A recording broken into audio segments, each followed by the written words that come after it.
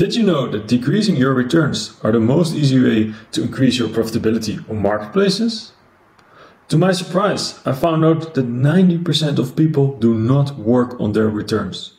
Well, you can easily improve your profitability on marketplaces with 5%.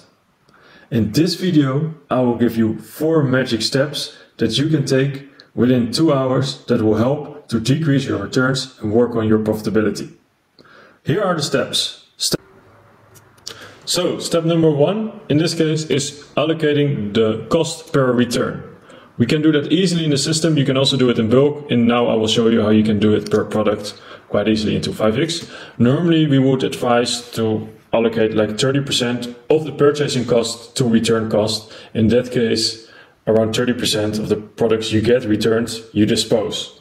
If this amount is higher, put a higher amount. If this amount is lower, so if you almost sell all your returns back, then you can surely put a lower amount. So how we can do this? Products, we click on one product, adjust calculation, and here we can allocate the product cost, the product return cost, which should be around 1/3 of the purchasing price. 17 of 51 is around 1/3. So we have added that into the system. You can click Save Calculation, and then it will work with that amount. Well, then we go to step number 2, and that is analyzing your returns based on the cost. For that, we go to Insights, Returns, and here you get an overview. Let's put a way higher time frame here. Maybe let's go for last year. And here we get an overview of all your returns, the shipment cost, and everything. And when we scroll down, we see per product all the returns and the missed revenue. And this clearly gives an overview of the biggest bleeders and the products we need to start working first on. So now we have added the cost, we know which products are the biggest bleeders. We can start on analyzing the return reasons, step number 3.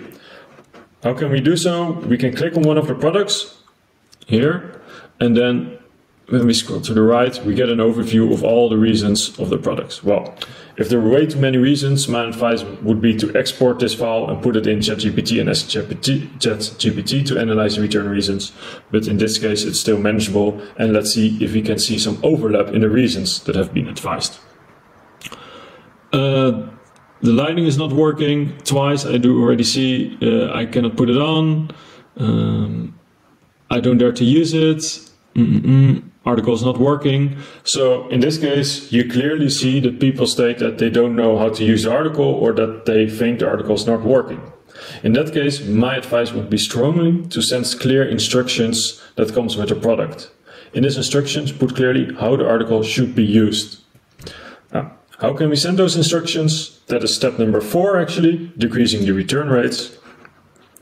And the first thing you can always look at is sending instructions per product. You can do that when we go to emails, new email, thank you for order, and here we can add the product we want to add, for example, this one. And then we can also upload an attachment, and when we click on upload an attachment, we can add the instructions we have created to decrease the returns. So in this case, it will be the instructions that states clearly how the product should be used. Well, we can upload it here at the document, and then for every order, people will get the instructions. Well, another example I do see often is that people say for return reasons, well, the color is not as I expected it to be, or it is bigger or smaller. In that case, my advice would strongly be to optimize your content. So if people say the color is not as expected, since I expected black instead of brown, clearly change the color in your content. Or if people say I expected it to be bigger, put out the sizes of your product very clear in the content. This will help in decreasing your return rates. Something else you can do when you receive a lot of return reasons is collect all the reasons, think of product improvement, and ask your supplier to improve your product based on the return reasons. This might take a bit longer, but can definitely help in decreasing returns and increase your profitability.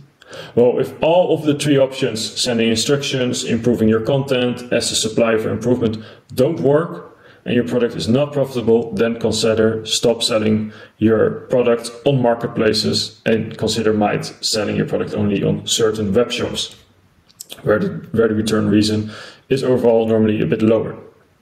In this video, I've talked about the perfect strategy to decrease return and optimize your profitability.